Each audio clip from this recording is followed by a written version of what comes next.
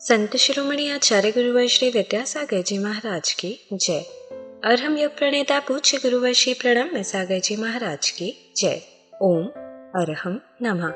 स्वाध्याय प्रेमी बंधुओं, आप सभी का आचार्य उमा स्वामी द्वारा विरचित गागर में सागर भरने वाले अनोखे ग्रंथ श्री तत्वार्थ सूत्र ग्रंथराज जी के 8वें अध्याय में स्वागत है।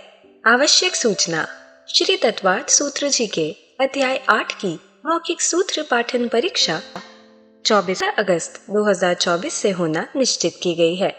आज ही रजिस्टर करें go.arham.yoga/सूत्रपाठ 2 पर या QR कोड को स्कैन करें। रजिस्ट्रेशन की अंतिम तिथि 30 जून 2024 है। अब हम अपने अतिशय पुण्य फल से कर्मबंध विज्ञान अध्याय 8 के स्वाध्याय में कर्मबंध के बारे में जान सकेंगे। जो नए स्वाध्याय प्रेमी अब हमारे साथ जुड़ रहे हैं, वह पुराने स्वाध्याय के छूटने का विकल्प न करें। निश्चिंत भाव से स्वाध्याय करें। मुनिश्री की सरल सरसवाणी में उन्हें यह जटिल विषय भी बड़ी आसानी से समझ में आ जाएगा। स्वाध्याय प्रारंभ करने से पहले हम अध्याय 8 का सूत्र पाठ करते हैं ताकि हम इन्हें कंठस्थ कर सके। यदि आपने पिछले अध्यायों की मौखिक सूत्र पाठ परीक्षा नहीं दी है तो भी आपको यह पाठ अवश्य करना चाहिए और इन्हें कंठस्थ करने का प्रयास भी करना चाहिए। मोक्ष मार्गस्य नेतारं भेत्तारं कर्म भूव्रतां ज्ञातारं विश्वतत्त्वानां वन्दे तद्गुणलब्धये। मिथ्या दर्शना विरति प्रमाद कषाय योगा बंध हेतवः सकषायत्वात् जीवः कर्मणो योग्यान पुद्गला नादत्ते स बंध प्रकृति स्थित्यनुभव प्रदेशास्तद विधेयः आद्यो ज्ञान दर्शनावरण वेदनीय मोहनीयायुर्नाम गोत्रांतरायाः पंचनवद्व्यष्टाविंशति चतुर्द्वि चत्वारिंशद्वि पंच भेदा यथाक्रमम् मतिश्रुतावधि मनः पर्यय केवलानां चक्षुरचक्षुरवधि केवलानां निद्रा निद्रा निद्रा प्रचला प्रचला प्रचला स्त्यान ग्रद्धयश्च स दशत वेद्य दर्शन चारित्र मोहनीया कषाय कषाय वेदनीयाख्या स्त्री द्वि नव षोडश भेदा सम्यक तु मिथ्यात्तु तद्भयान्य कषाय कषायौ हास्य रत्य रति शोक भय जुगुप्सा स्त्री पुण्य पुंसक वेदा अनंतानुबंध्य प्रत्याख्यान प्रत्याख्यान संजुलन विकल्पाश्चैकशः क्रोधमान माया लोभा नारक्तैर्यज्ञोन्मानुषदैवानि गतिजाति शरीरांगोपांग निर्माण बंधन संघात संस्थान सहनन स्पर्श रस गंधान गंध वर्णानुपूर्व्य गुरु लघुपघात परघाता तपोद्योतोच्छ्वास विहायोगते प्रत्येक शरीर त्रस्सुभग सुस्वर शुभ सूक्ष्म पर्याप्ति स्थिरादे यशः कीर्ति सेतराणि तीर्थकरत्वञ्च उच्चैर्नीचैश्च दानलाभ भोगोपभोग वीर्याणाम् आदितस्तिसृणामन्तरायस्य च 30 सागरोपम कोटि कोट्यः परा स्थितिः सप्ततिर्मोहनीयस्य 20 नाम गोत्रयोः 33 सागरोपमाण्यायुषः अपरा 12 मुहूर्ता वेदनीयस्य नाम गोत्रयोरष्टौ शेषाणा मन्तर्मुहूर्ताः विपाकोऽनुभवः स यथानाम ततश्च निर्जरा नाम प्रत्ययाः सर्वतो योग विशेषात् सूक्ष्मैक क्षेत्रावगाः स्थिताः सर्वात्म प्रदेशेष्वनन्तानन्त प्रदेशाः सद्वेद्य शुभायोर्नाम गोत्राणि पुण्यम अतोन्यत पापम इति तत्वार्थ सूत्रे 8वाध्यायः। पूज्य मुनिश्री कहते हैं कि सिर्फ सूत्र के पाठन से ही हमारी विशुद्धि कई गुना बढ़ जाती है। तो आइए अब चलते हैं कर्मबंध विज्ञान की कक्षा की ओर। मोक्ष मार्गस्य नेतारं भेत्तारं कर्म भूव्रतां ज्ञातारं विश्वतत्त्वानां वन्दे तद्गुणलब्धये। देवादिदेव आदिम तीर्थंकर श्री ऋषभनाथ भगवान की, वर्तमान शासन नायक श्री वर्धमान महावीर भगवान की, परम पूज्य आचार्य गुरुवर श्री विद्यासागर जी महाराज की। स्पर्श रस गंध वर्ण ये 4 कर्म ऐसे हैं जो पुण्य रूप भी होते हैं और पाप रूप भी होते हैं, है ना। और इन स्पर्श आदि की सभी उत्तर जो प्रकृतियां उन सबको मिलाने से 20 भेद बनते हैं। स्पर्श के 8 भेद होते हैं, रस के 5 होते हैं, 8 और 5 13, गंध 2 15 और 5 ही प्रकार के वर्ण होते हैं। तो ऐसे 20 प्रकृतियां ये शुभ भी गिनी जाती हैं, अशुभ भी गिनी जाती हैं। यहाँ जो ये आपको वर्णन बताया है ये अभेद विवक्षा से बताया जा रहा है, माने अलग अलग भेद करके नहीं बताया जा रहा है, अभेद अपेक्षा से बताया जा रहा है। आनुपूर्वी तो शुभ है ही दोनों, अगुर लघु। अब ये उपघात और परघात में आपको पहले ही बताया था कि उपघात तो अशुभ प्रकृति होती है और परघात शुभ होती है। आतप और उद्योत को भी यहाँ पर शुभ प्रकृति में लिया है, क्योंकि इसके माध्यम से भी लोक में प्रकाश होता है, प्रताप होता है, दिन और रात का विभाजन होता है, इसलिए ये भी पुण्य प्रकृति में लिया गया है ना। इनका थोड़ा सा विवेचन इस रूप में भी जानने योग्य है कि चंद्र विमानों में, सूर्य विमानों में जो एक इंद्रिय भी जन्म ले रहे हैं, तो एक इंद्रिय पर्याय, एक इंद्रिय जाति तो अपने आप में अशुभ प्रकृति है, लेकिन उनका जो आतप नाम कर्म और उद्योत नाम कर्म से जो वहाँ पर जन्म हो रहा है, तो वह आतप और उद्योत ये उनका पुण्य कर्म है। इसके बाद में जैसे शरीर है तो ये पुद्गल विपाकी में जाएगा, अंगोपांग है, निर्माण है, बंधन है ना, संघात है, ये सब क्या हो गए, ये सब पुद्गल विपाकी प्रकृतियां हैं। एक बार आप इनको समझ लें, मतलब इनका विपाक शरीर में होता है मुख्य रूप से। फल इनको डायरेक्ट इन कर्मों का फल किसमें मिलता है, शरीर में, क्योंकि शरीर बन रहा है, अंगोपांग शरीर में बन रहे हैं, निर्माण शरीर का हो रहा है, बंधन संघात सब शरीर में काम कर रहा है, तो ये फल किसको मिल रहा है इन कर्मों का, शरीर को। ये बात अलग है कि जीव इसके फल का भोक्ता है, लेकिन वो बाद में, जीव इसका डायरेक्ट स्वामी नहीं है। इसका फल जो मिल रहा है, कर्म अपना जो कार्य कर रहा है, कर्म अपनी जो रचना दे रहा है, या कर्म अपना जो फल दे रहा है, वो किसको दे रहा है, वो शरीर को दे रहा है। तो ये पुद्गल को देने के कारण से उसको पुद्गल विपाकी कहा गया। ऐसे ही संस्थान है, तो ये 6 संस्थान क्या है, ये पुद्गल विपाकी हैं, है ना। ये सेहनन है, जो 6 सेहनन है, ये सब क्या है, ये भी पुद्गल विपाकी हैं, है ना। इनकी भी पुद्गल में ही रचना होगी। यद्यपि सेहनन का अनुभव जीव करता है, लेकिन रचना जो हो रही है या फल जो कर्म का मिल रहा है, वो शरीर पुद्गल को मिल रहा है, ऐसा समझ के चलना। पुद्गल विपाकी, ऐसे एक अंतर इसमें समझा जा सकता है। स्पर्श रस गंध वर्ण ये सभी क्या हैं, ये भी पुद्गल विपाकी हैं, क्योंकि शरीर में ही इनका फल मिलेगा, है ना। इसके अलावा अब यहाँ पर जैसे आनुपूर्वी आई, ये भी सब क्या है, ये भी पुद्गल विपाकी है, क्योंकि इसी के माध्यम से पूर्व शरीर के आकार की वो रचना होती है, तो ये भी पुद्गल विपाक। वस्तुतः आनुपूर्वी तो क्षेत्र विपाकी में चला गया ना, इसकी तो भी चर्चा नहीं करनी चाहिए। आनुपूर्वी में क्या हो गया, ये क्षेत्र विपाकी हो गया, है ना। फिर अगुर लघु है, ये भी पुद्गल विपाकी, शरीर का हल्का भारी होना है, दोनों से रहित होना। उपघात है और परघात है, आतप है, उद्योत है, ये सभी क्या हैं, सभी पुद्गल विपाकी हैं, है ना। इन सब की फल किसमें मिल रहा है, आतप का फल तो शरीर आतप रूप होना, उद्योत भी आतप शरीर के साथ ही जुड़ गया, है ना। उपघात परघात ये सभी शरीर के ही साथ काम करने वाली प्रकृति, इन सब का फल किसको मिल रहा है, पुद्गल के साथ डायरेक्ट जुड़ा हुआ, ये पुद्गल विपाकी हैं।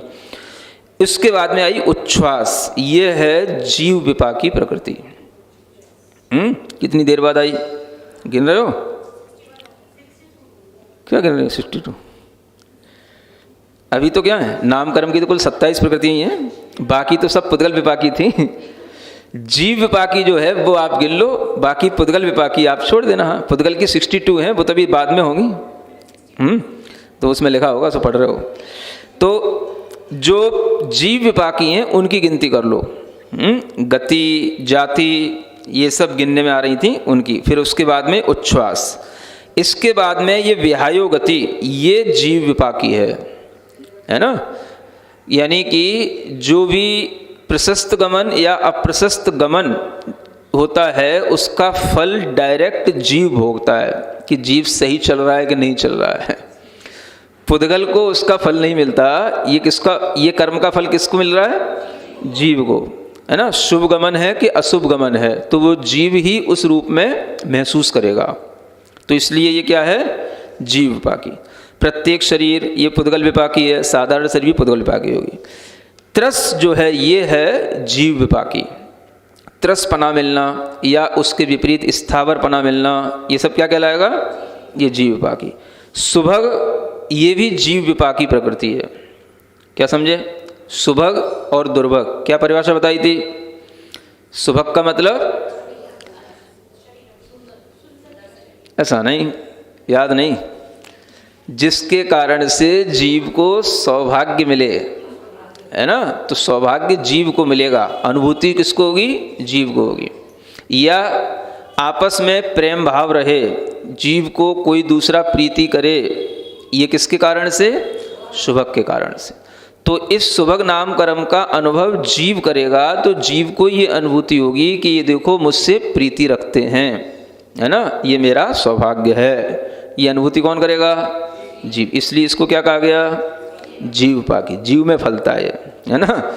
जिसको नहीं होगी प्रीति जिसके लिए, तो लोग उससे प्रीति नहीं करेंगे, तो क्या होगा, वो दुर्भग, तो उसका भी फल उसी को मिलेगा।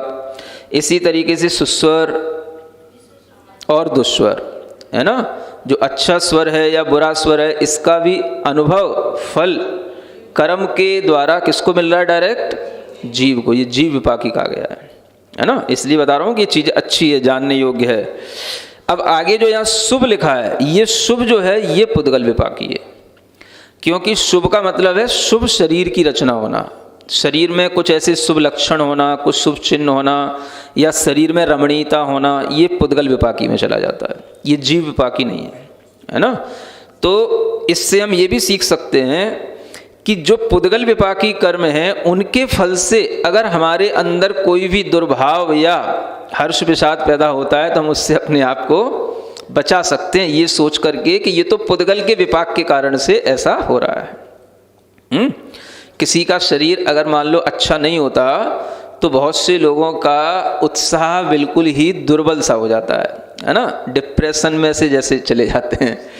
या कोई थोड़ा सा अच्छा रूप रंग का नहीं होता, तो उनको ये सीखना चाहिए कि हमारे अंगोपांग में जो शुभता या रमणीयता है वो नहीं होने के कारण से ये फल केवल पुद्गल विपाकी कर्मों का है, जीव विपाकी का ये फल नहीं है। तो हमें अपने जीव को इस पुद्गल से नहीं जोड़ना, है ना, ऐसा सोचा जा सकता है। और जिनको कोई ज़्यादा रमणीयता के कारण से हर्ष उत्पन्न हो रहा है तो वो भी सोच सकते हैं कि ये हर्ष विषाद हम पुद्गल को लेकर के क्यों करें। तो ये भी जो है हमारा स्वभाव जीव का भाव नहीं है, जीव के लिए फल देने वाला तो सुभग है, शुभ नहीं है ना। कम से कम इतना भी अगर हम भेद ज्ञान करेंगे तो भी हमारे लिए लाभदायक होगा।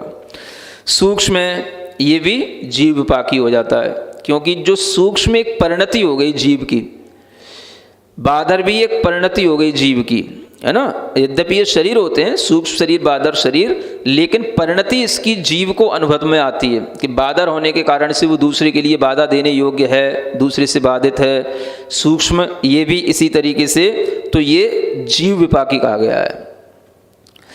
पर्याप्ति ये जीव विपाकी है ना, अपर्याप्ति हो या पर्याप्ति ये भी जीव विपाकी है। स्थिर अस्थिर ये दोनों क्या हैं, ये पुद्गल विपाकी हैं। आदेय ये जीव विपाकी है।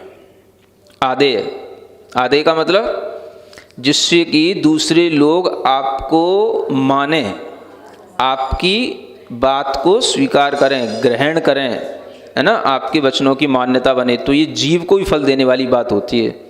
जीव ही अनुभूत करता है, हाँ इनने हमारी बात मानी तो बड़ा अच्छा लगता है। किसको लगेगा, पुद्गल को नहीं लगेगा, जीव को लगेगा। तो ये आदेय को जीव विपाकी कहा गया। यश कीर्ति अयश कीर्ति ये भी जीव विपाकी हैं। जीव को ही यश में, है ना, अच्छा लगेगा, अयश होगा तो उसके लिए बहुत बुरा लगेगा, उससे रहा नहीं जाएगा। तो ये अपयश या यश ये सब डायरेक्ट जीव को ही फल देने वाले कर्म हैं, इसलिए इनको क्या कहा गया, जीव विपाकी। हो गया सब पूरा। और तीर्थंकर तो जीव विपाकी है ही है ना। जो तीर्थंकर होगा तो मतलब उसको महसूस होगा कि मैं तीर्थंकर हूँ। देखो एक बहुत अच्छी बात इससे क्या समझ में आती है, मतलब जीव विपाक कर्म इतना उसको फल देगा तो उसी को तो ये भाव आएगा।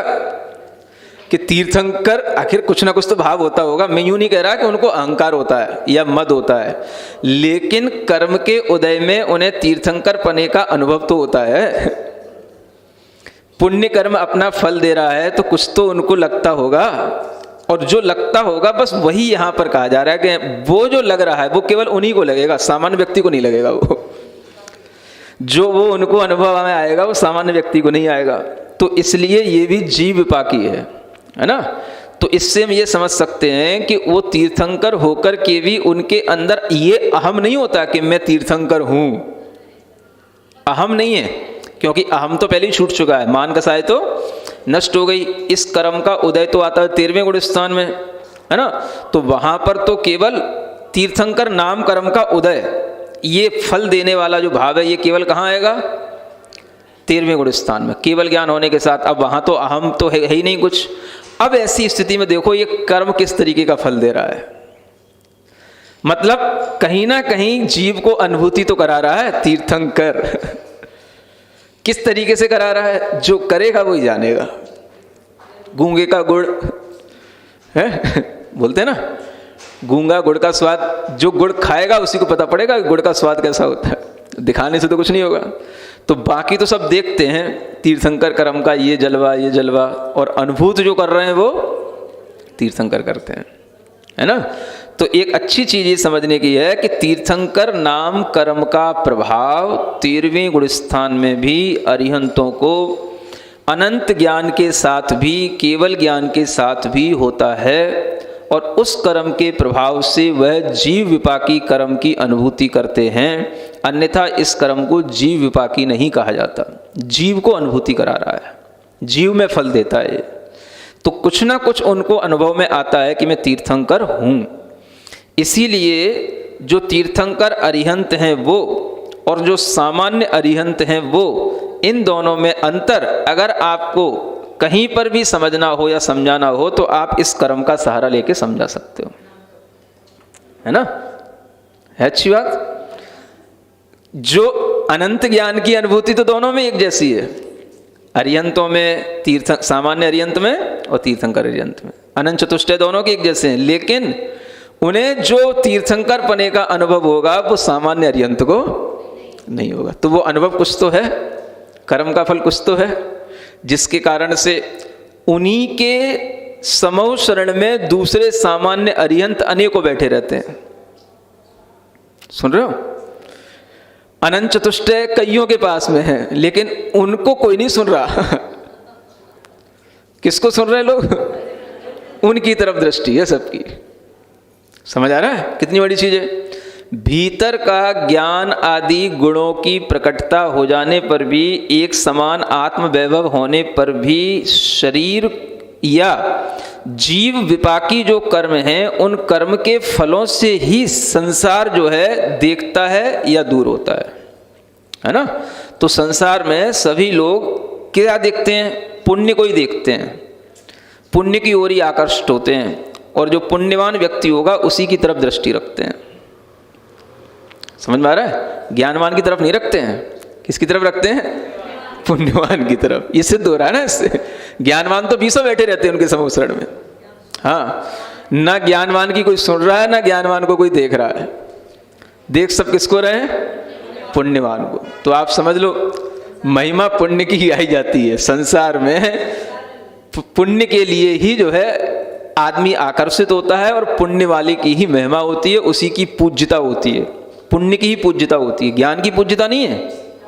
हाँ, किसकी पूज्यता है? पुण्य की पूज्यता है। तो इसलिए ये कर्म जो तीर्थंकर के लिए अनुभव में आ रहे हैं, कहीं ना कहीं कुछ तो उनको थोड़ा सा लगता तो होगा तीर्थंकर जैसा जो भी है इस कर्म के अनुभव में, कि समूह शरण में बैठे हैं, है ना। और अगर बैठे हैं तो बैठे भी हैं, और चल रहे हैं तो चल रहे हैं। समझ रहा है? तो चलने का भी ढंग अलग है उनका, है। कमल बिछ रहे हैं जब चल रहे हैं, तो भले ही वो उसमें कुछ देख नहीं रहे या आसक्त नहीं हो रहे, लेकिन कुछ हो तो रहा है। कर्म अपना फल तो दे रहा है, और दिव्य ध्वनि हो रही है, वो भी विशिष्ट प्रकार की है। तो ये सभी इस तीर्थंकर नाम कर्म के जो जीव विपाकी फल हैं, इस जीव के लिए ऐसे फल देने वाले हैं। ठीक है ना। तो इस तरह से ये नाम कर्म की कितनी? ये जो 27 प्रकृतियां थीं वो, और बाकी की 47 और 2 2 4 ऐसे मिलाकर के 51 सब मिलाकर के 78 प्रकृतियां जीव विपाकी हो जाती हैं। 78 प्रकृतियां कितनी? जीव विपाकी। और बाकी की जो पुद्गल की हैं विपाकी, वो 62 प्रकृतियां पुद्गल विपाकी प्रकृतियां होती हैं। कि कौन सी कर्म प्रकृतियां पुण्य रूप हैं और कौन सी पाप रूप हैं, ऐसे दोनों अभिप्रायों को मन में धारण करके भी इन सूत्रों की रचना हुई है। इसी को ध्यान में रखते हुए यह सूत्र बताया गया है, अतो न्यत पापम, यानी ये और बाकी सब कर्म प्रकृतियां पुण्य रूप हैं। ठीक है ना? इस तरह से आप इन कर्मों के स्वभाव का चिंतन कर सकते हो और अपने लिए धर्म ध्यान में आराम से, देखो 1.25 घंटा हो गया है, निकाल सकते हो है ना? हाँ, नाम कर्म नहीं खलौली मचा रखी है। ठीक है, तो अब आज इस तरीके से 8वां अध्याय पूर्ण हो गया है। अब 9वें अध्याय की शुरुआत बाद में की जाएगी। बोलो महावीर भगवान की। ओम अरहम नमः। आज की कक्षा की एक क्विक रिवीजन कर लेते हैं। आज हमने पुद्गल विपाकी और जीव विपाकी कर्म प्रकृतियां जानी। पुद्गल विपाकी का डायरेक्ट फल शरीर को मिलता है। जीव इसका भोक्ता बाद में है। जीव विपाकी का फल जीव डायरेक्ट भोगता है। सूत्र 11 में नाम कर्म में 4 गतियां, 5 जातियां जीव विपाकी हैं। शरीर, अंगोपांग, निर्माण, बंधन, संघात, संस्थान, सहनन शरीर की रचना करने से पुद्गल विपाकी है। स्पर्श, रस, गंध, वर्ण शरीर को फल देते हैं। आनुपूर्वी क्षेत्र विपाकी है। शरीर हल्का, भारी या दोनों से रहित करने से अगुरु लघु पुद्गल विपाकी है। आताप और उद्योत शरीर होते हैं। उपघात, परघात पुद्गल विपाकी है। उच्छ्वास, विहायु गति जीव विपाकी है। अच्छा या बुरा चलना, प्रशस्त या अप्रशस्त गमन डायरेक्ट जीव अनुभूत करता है, पुद्गल नहीं। प्रत्येक और साधारण शरीर पुद्गल विपाकी है। रस या उसके विपरीत स्थावरपना जीव को मिलता है। सुभग से सौभाग्य, दुर्भग से दुर्भाग्य, दूसरों को अपने प्रति प्रेम भाव होना या नहीं होना जीव अनुभूत करता है। सुस्वर और दुस्वर से अच्छा या बुरा स्वर जीव अनुभूत करता है। शुभ कर्म से शुभ लक्षण और चिन्ह युक्त रमणीय शरीर बनता है। यदि हम अच्छे नहीं दिखते हों तो डिप्रेस न होकर हम यह विचारें कि हमारे अंगोपांग में कुरूपता तो पुद्गल विपाकी का फल है, जीव विपाकी का नहीं। यदि अपने रमणीय शरीर को देख हर्ष हो तो हम सोचे यह मुझ जीव का स्वभाव नहीं, मेरा भाव नहीं। मुझे फल शुभ कर्म देता है, शुभ कर्म नहीं। यह भेद विज्ञान हमें लाभदायी होगा। सूक्ष्म और बादर शरीरों की परिणति जीव अनुभव करता है। जैसे बादर होने से मैं दूसरों से बाधित होता हूँ और बाधा देता हूँ। पर्याप्ति अपर्याप्ति जीव विपाकी और स्थिर अस्थिर पुद्गल विपाकी है। आदेश से दूसरे लोगों को हमारी बात मानना, हमें स्वीकारना, हमारे वचन मान्य होने का सुख जीव अनुभूत करता है, पुद्गल नहीं। यश कीर्ति अयश कीर्ति से डायरेक्टली जीव को यश में अच्छा और अपयश में बुरा लगता है। तीर्थंकर जीव विपाकी है। यह कर्म जीव को महसूस कराएगा कि वह तीर्थंकर है। इसका उदय प्रभाव तो 13वें गुण स्थान में केवल ज्ञान के साथ आता है, अतः इसमें मद या अहंकार नहीं होता। मान कषाय के क्षय होने से उनका अहम तो पहले ही छूट जाता है।